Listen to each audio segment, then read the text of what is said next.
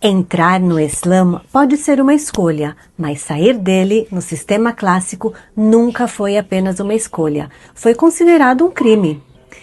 Nos capítulos anteriores, analisamos como o Islã clássico organiza o mundo externo e estrutura a presença de não-muçulmanos sob o domínio.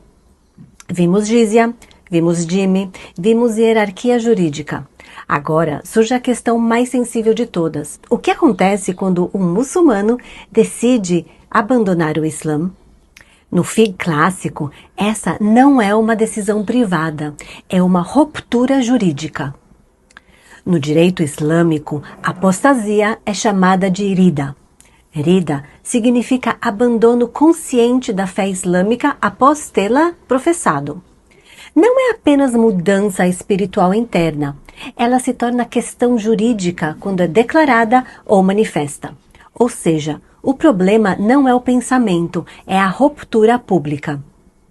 Apostasia, no sistema clássico, não é heresia silenciosa, é deserção visível.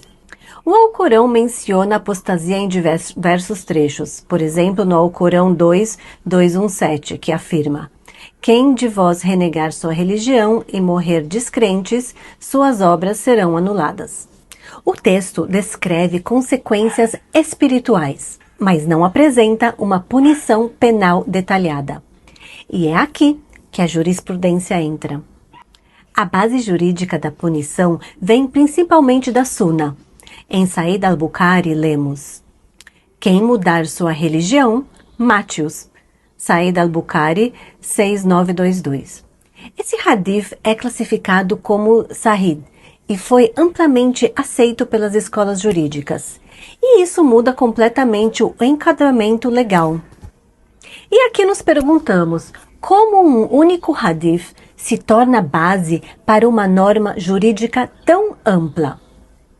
Os juristas das 4 escolas sunitas desenvolveram ijma, consenso sobre a punição da apostasia masculina pública. Havia diferenças quanto a prazo para arrependimento, distinção entre homem e mulher, apostasia silenciosa ou pública. Mas o princípio da punição capital aparece como posição dominante. E isso revela algo essencial. Não era interpretação marginal, era norma central. Alguns juristas relacionaram a apostasia com rebelião política. Após a morte de Muhammad, ocorreram as guerras da Rida. Esses conflitos consolidaram a ideia de que abandonar o Islã poderia ameaçar a ordem política. E assim, a apostasia passa a ser vista não apenas como desvio religioso, mas como risco à estabilidade do Estado. Religião e política não são esferas separadas no sistema clássico, são a mesma estrutura. No fiqh clássico, religião e ordem política são inseparáveis. Abandonar o Islã não é apenas mudar de crença, é romper lealdade com a comunidade política. E isso transforma um ato pessoal em um crime público. A diferença entre dhimmi e o apóstata é em sua base. É uma distinção fundamental. O dhimmi nunca foi muçulmano. Ele vive sob o pacto e paga jizya. O apóstata rompe o pacto interno. Por isso, a lógica jurídica é diferente. O dhimmi é tolerado sob a hierarquia. O apóstata é visto como ruptura interna.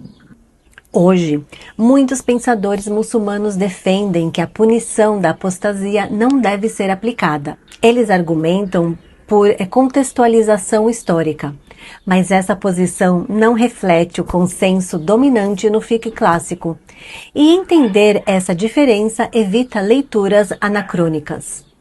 A punição à apostasia tem efeitos claros.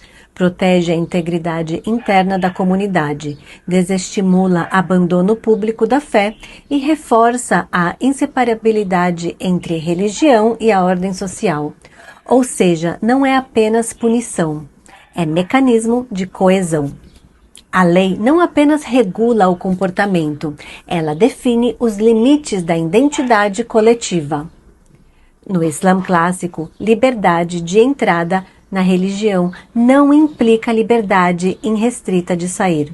A apostasia não é vista como escolha pessoal neutra, é tratada como ruptura jurídica e política.